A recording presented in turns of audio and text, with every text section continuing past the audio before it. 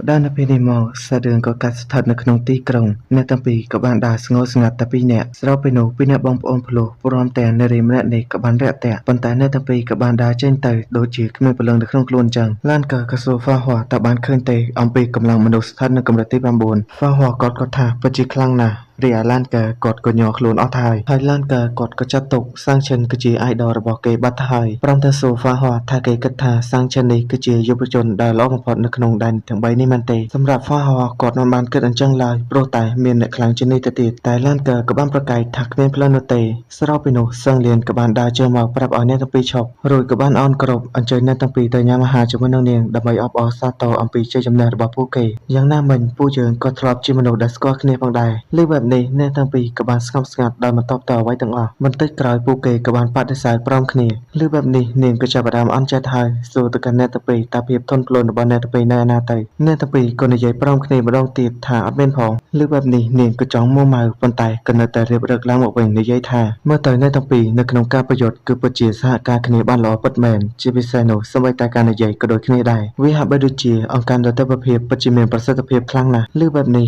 អ្នកទាំងពីរក៏បានផ្ញើផ្អើលព្រមគ្នាតែម្ដងកណ្ដាលពេលនោះក៏សតបានលើសម្លេងសងចាន់បានសោតនិយាយថាមើលទៅអ្នកទាំងពីរគឺមិនអាចរត់គេចបានទេជាងខ្លាំងកម្រិតទី7ដែលមកពីតកោរបស់យើងគឺបានរំពាត់ចិត្តទៅហើយបើពួកឯងឆ្លាតនោះឆាប់មកតាមយើងមកនៅពេលដែលពួកគេបានមកឡោមព័ទ្ធទៅកាន់អ្នកទាំងពីរចិត្តនោះសឹងលៀនក៏បានសុំទោសក៏ព្រោះតែនេះគឺពាក់ព័ន្ធទៅកាន់អង្គការដទិដ្ឋភាពតែឡានក៏តទៅវិញនាងបានរៀបចំផែនការនេះរួចទៅហើយមិនចាំបាច់ធ្វើពុតទេសឹងលៀនលើបែបនេះក៏ចង់រអេសខ្លួនបន្តិចដែរតែភ្លាមនោះសងចាន់ក៏បានមករុញឡានស្ដីឲ្យកាន់គេនិយាយអ្វីមុននេះឡានគាត់ក៏មុំម៉ៅបរហូតនឹងវាយទៅហើយក៏ត្រូវបានហ្វាហ័រខាត់រីឯជើងខ្លាំងដែលមកពីត្រកូបការជូបប្រាក់ក៏បានដើរមកខាងមុខហ្វាហ័រក៏ប្រាប់ឲ្យឡានកុំប្រយុទ្ធអីក៏ព្រោះតែពេលនេះពួកគេគឺស្ថិតនៅទីក្រុងពិសិដ្ឋនៅឡើយទេដោយបែបនេះឡានក៏បានយល់ស្របសឹងលៀនក៏បានអញ្ជើញពួកគេទៅបន្ទាប់មកសាច់រឿងក៏បានកាត់មកដល់ពួកគេបានធ្វើដំណើរមកដល់កន្លែងសួរចម្លើយគ្រាន់តែចូលមកដល់ខាងក្នុងភ្លាមសងចានក៏បានយកនៅខ្នោះដៃមួយដែលអាចសង្កត់ទៅកាន់ធម្មពលនៃធាតុរបស់ពួកគេដើម្បីឲ្យអ្នកទាំងពីរពាក់ឡានគាត់ក៏ចង់ប្រកែកប៉ុន្តែក៏ត្រូវបានសងចានពាក់ឲ្យរួចទៅហើយគាត់ព្យាយាមបញ្ចេញនូវធម្មពលដែរប៉ុន្តែខ្នោះដៃនេះគឺមិនមេត្តាចំពោះគាត់នោះទេ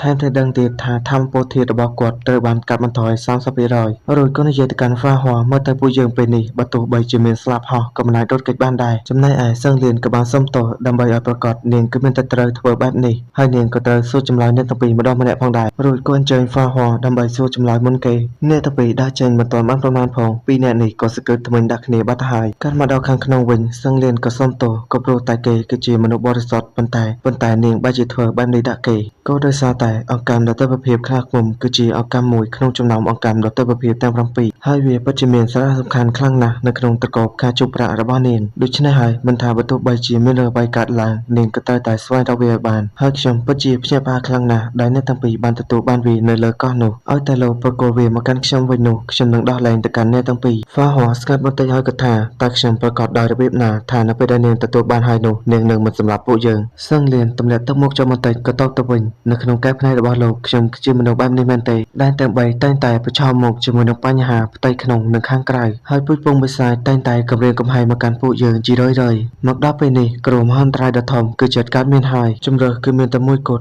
់ពួកយើងគឺត្រូវតែរឹងមាំហើយខ្ញុំធ្វើនេះគឺដើម្បីតែប្រទេសជាតិជាមួយនឹងប្រជាជនរបស់ខ្ញុំប៉ុណ្ណោះលោកគួរតែជឿជាក់ទៅលើខ្ញុំចុះនេះគឺជាអនាគតនៃពូជពងមនុស្សខ្ញុំមិនធ្វើបាបទៅកាន់លោកនោះទេសឹងលៀនខំនិយាយចង់បែកពពុះមកទៅហើយហ្វាហ័រតបតែមួយម៉ាត់ប៉ុណ្ណោះគាត់គឺមិនយល់ព្រមសឹងលៀនក៏មួម៉ៅនិយាយទៅកាន់ហ្វាហ័រប្រសិនបើជាគេមិនយល់ព្រមនោះខ្ញុំនឹងឲ្យលោកនៅក្បែរខ្លួនខ្ញុំរហូតថែមទាំងយកលោកទៅកាន់ដែនពិសិដ្ឋថែមទៀតបើថ្ងៃណាមួយលោកយល់ព្រមប្រគល់នៅអង្គការដទិដ្ឋភាពមកកាន់ពួកយើងនោះខ្ញុំនឹងដោះលែងលោកទៅវិញហ្វាហ័រក៏ប្រាប់ទៅវិញប្រសិនបើជាចង់ឲ្យគាត់ជឿនោះនាងត្រូវតែធ្វើការសម្បត្តិឈាមលើបែបនេះនាងក៏ភ្ញាក់ផ្អើលប៉ុន្តែទឹកមុខរបស់ហ្វាហ័របញ្ជាក់ថាគាត់គឺមិននិយាយលេងនោះទេសឹងលៀនក៏ប្រាប់ថានាងគឺជានារីបរិសុទ្ធនៅក្នុងត្រកូលផ្កាជុកប្រាក់ប្រសិនបើជាឲ្យនាងធ្វើការសម្បត្តិឈាមនោះប្រកាសជាប៉ះពាល់ទៅកាន់ត្រកូលផ្កាជុកប្រាក់ទាំងមូលបុរសមុខងាប់របស់យើងក៏នៅតែគម្រោងគំរើយសួរនាងហ៊ានឬក៏អត់សឹងលៀនគិតបន្តិចហើយក៏បានខំដៃខ្លួនឯងបញ្ជូននៅដំណក់ឈាមរបស់នាងហោះឡើងទៅខាងលើធ្វើការសម្បត្តិខ្ញុំសឹងលៀនដែលជានារីបរិសុទ្ធនៅក្នុងត្រកូលផ្កាជុកប្រាក់នៅថ្ងៃនេះខ្ញុំនឹងយកឈាមផ្កាជុកប្រាក់ដើម្បីធ្វើការសម្បត្តិនៅពេលដែលឡានកើនិងហ្វាហ័រព្រមប្រាប់នៅការពិតនិងប្រកល់នៅអង្គការដទិដ្ឋភាពមកកាន់ខ្ញុំនោះខ្ញុំនឹងដោះ លែងពួកគេដោយមិនធ្វើបាបទៅកាន់ពួកគេនៅឡើយប្រសិនបើជាខ្ញុំបំពេញនៅពីសម្បត្តិនោះសូមឲ្យផ្កាឈូកបរិសុទ្ធនិងស្វិតក្រៀមហើយផ្កាឈូកទាំងអស់នឹងសោកសៅក្រោយពីពីសម្បត្តិបានបញ្ចប់សឹងលៀនក៏អស់កម្លាំងជាខ្លាំ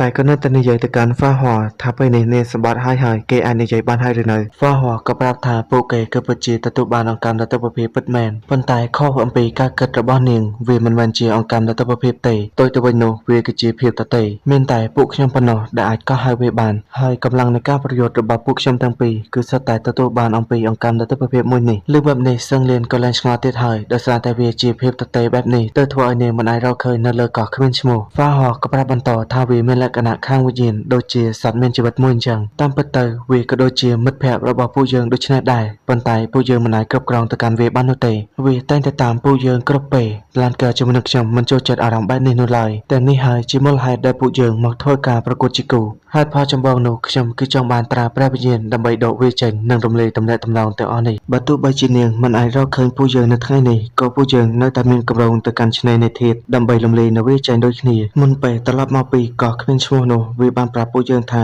បើសិនបើជាចង់ដោះចេញនោះត្រូវតែទៅកាន់ឆ្នេរសមុទ្រហើយរាល់ពាក្យសម្ដីរបស់ហ្វាហ័របាននិយាយនោះឡានកើគាត់ក៏ស្ដាប់ឮទាំងអស់ព្រមទាំងសរសើរផងដែរថាពិតជាកុហកបានល្អណាស់សូងច័ន្ទពេលនោះក៏បានបញ្ញាមកសួរថាគេកំពុងតែនិយាយអំពីអ្វីឡានកើក៏ប្រាប់ទៅវិញថាគ្រាន់តែហៅឈ្មោះអង្គកម្មទិដ្ឋភាពលេងតើឃើញថាអ្នកទាំងពីរនេះនៅក្បែរគ្នាគឺមិនដែលត្រូវគ្នាតតសោះឥឡូវនេះយើងកុំខ្វល់ទៅកាន់ទាំងពីរអ្នកនេះមកមើលទៅកាន់ហ្វាហ័រវិញហ្វាហ័រក៏បានប្រាប់ទៅកាន់សឹងលៀនបើសិនជាចង់ឲ្យគាត់យកចេញនោះត្រូវតែនាំគាត់ទៅកាន់ឆ្នេរសមុទ្រហើយបន្ទាប់មកនោះគាត់នឹងធ្វើការបំបែកវាដោយប្រើនៅត្រាព្រះវិញ្ញាណដល់ពេលនោះវាទទួលស្គាល់នាងឬក៏អត់អាស្រ័យទៅលើនាងខ្លួនឯងហើយសឹងលៀនគិតបន្តិចក៏សួរតើគាត់ចង់បោះបង់វាពិតមែនហ្វាហ័រក៏សួរបូតទៅវិញប្រសិនបើជានាងតែចង់រស់នៅជាមួយនឹងមនុស្សឆ្កួតដែរមែនទេឡានកើឬបែបនេះក៏ស្ដីឲ្យទៅវិញថាឯងនឹងហើយគឺជាមនុស្សល្ងងហ្វាហ័រគាត់ក៏បានបន្តកុហកបន្តទៀតថាអង្គកម្មទិដ្ឋភាពបានផ្ដល់នូវជីវិតដ៏រញ៉េរញ៉ៃមួយមកឲ្យខ្ញុំសឹងលៀនក៏សួរបន្តទៀតថានៅពេលដែលទាំងពីរនៅជិតគ្នានោះបានផ្ដល់នូវកម្លាំងប្រយុទ្ធកាន់តែខ្លាំងមែនទេហ្វាហ័រក៏បានងក់ក្បាលសឹងលៀនក៏បានប្រាប់ឲ្យគេរងចាំមួយផ្លែតកាត់មកដល់ឡានកើនេះវិញគាត់ក៏កំពុងតែឌឺដងទៅកាន់សងច័ន្ទស្របពេលនោះសឹងលៀនក៏បានមកដល់ហើយទៅកាន់ឡានកើ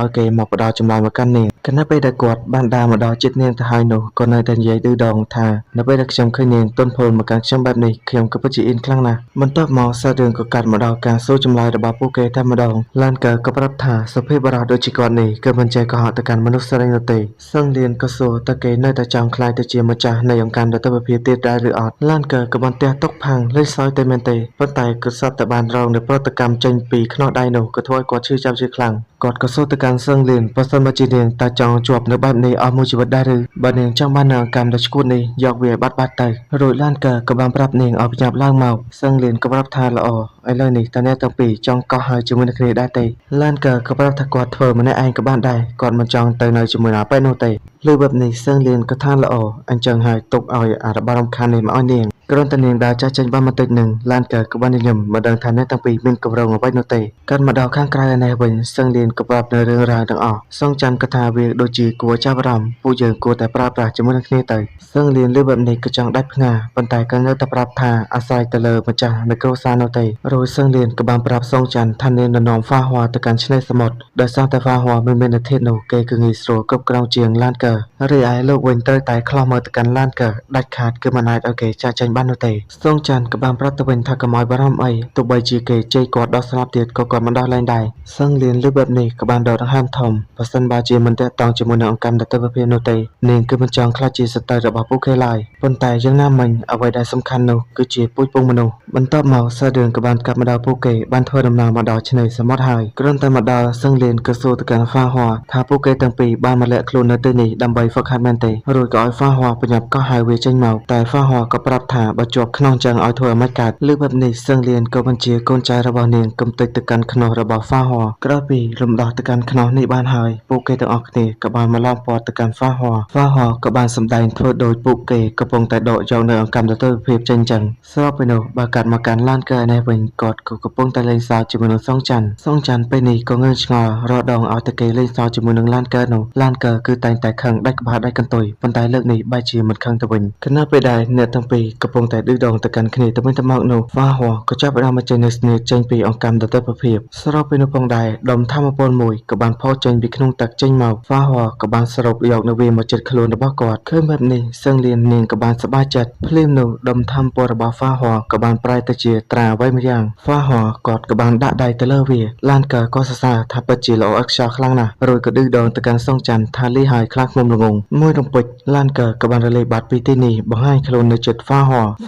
ក៏បានប្រើប្រាស់នៅធម្មពលជួយបំបែកទៅកាន់ចង្វាក់របស់ឡានកើឃើញបែបនេះគ្រប់គ្នាក៏មានការផ្សាយផ្អើលជាពិសេសគឺជាសឹងលៀនរីឯឡានកើវិញក៏ថាជួបគ្នាម្ដងទៀតហើយភ្លាមនោះក៏បានប្រើប្រាស់នៅស្នេហ៍អង្កាំទិដ្ឋភាពម្ដងទៀតរលាយបាត់ពីទីនេះចំណែកឯហ្វាហ័រវិញក៏បានបញ្ចេញនៅដារបស់គាត់វាយពួកគេឲ្យខ្ទាតចេញរួចគាត់ក៏បានបញ្ចេញនៅស្នេហ៍អង្កាំទិដ្ឋភាពដើម្បីទៅរកឡានកើគណៈពេលនោះផងដែរពួកគេទាំងអស់គ្នាក៏បានបើកការវិភាគមកក៏ធ្វើឲ្យសម្ពាធធម្មពលយ៉ាងខ្លាំងបានផ្ទុះពីពេញនឹងប៉ុន្តែជាលទ្ធផលនោះហ្វាហ័រក៏អាចចាកចេញបានទៅហើយអ្នកទាំងពីរក៏បានសរសើរទៅកាន់គ្នាទៅវិញទៅមកថាពិតជាធ្វើបានល្អខ្លាំងណាស់រួចហ្វាហ័រក៏សម័យតែតងនៅពេលដែលគាត់បាននិយាយថាបើចង់ដោះនៅអង្កាំទិដ្ឋភាពនេះគឺមានតែទៅឆ្នេរសមុទ្រប៉ុណ្ណោះហើយពេលនោះហើយក៏ត្រូវជាពេលដែលហ្វាហ័របានរៀបគម្រោងប្រាប់ទៅកាន់ឡានកើហ្វាហ័រក៏ថែមទាំងដឹងទៀតថានាងប្រកាសជាជ្រើសរើសគាត់ក៏ព្រោះតែគាត់គឺមិនមាននៅធាតុអញ្ចឹងហើយគឺស្រួលគ្រប់គ្រងជាងឡានកើរួចឡានកើក៏បញ្ចេញនៅគំនិតរបស់គាត់វិញម្ដងថានៅពេលដែលគាត់បានបញ្ជូនទៅទីនោះហ្វាហ័រត្រូវតែបំបីទៅកាន់ចង្វាក់របស់គាត់ភ្លាមរួចគាត់ក៏នឹងទៅរផោតមកកាន់ទីនេះវិញ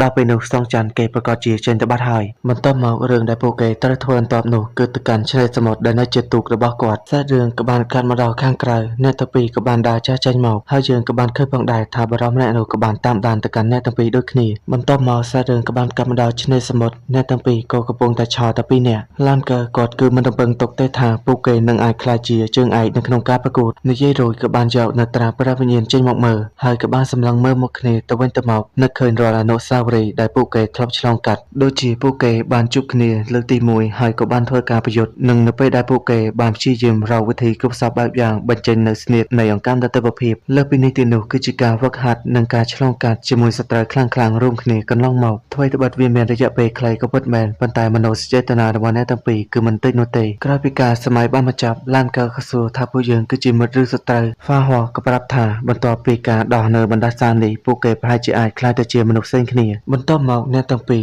ក៏ចាប់ផ្ដើមធ្វើការដោះនៅអង្កាំទិដ្ឋភាពនេះរួចពួកគេក៏បានធ្វើតាមសម្ដីរបស់លោកម្ចាស់លាស៊ឺគឺដាក់ដៃទៅកាន់ក្បាលពស់នេះម្នាក់ម្ខាងភ្លាមនោះវាក៏សត្វទៅបានបញ្ចេញនៅធម្មពលចេញមកឡានកើក៏ថាពួកគេគឺជាមិត្តសម្លាញ់នឹងគ្នាហ្វាហ័រលើបែបនេះក៏មិនប្រកែកអ្វីដែរក៏បានយល់ស្របគណៈពេលដែលត្រាព្រះវិញ្ញាណបានបញ្ចេញនៅធម្មពលកាន់តែខ្លាំងនោះមិនយូរប៉ុន្មានវាក៏សត្វទៅបានប្រែបែកស្របពេលដែលយើងមិនទាន់ដឹងថាការរំដោះខ្លួនចេញពីអង្កាំទិដ្ឋភាពរបស់ពួកគេនឹងទៅជាយ៉ាងណាបន្តទៀតផងនោះសាររឿងមួយពេលនេះក៏បានមកដល់ទីបញ្ចប់ផងដែរចាំមកពេញចិត្តនៅវីដេអូនេះកុំភ្លេចជួយ like Subscribe ឲ្យខ្ញុំមួយផងវីដេអូនេះគឺមានតែប៉ុណ្្នឹងទេចាំជួបគ្នានៅវីដេអូក្រោយបាយបាយ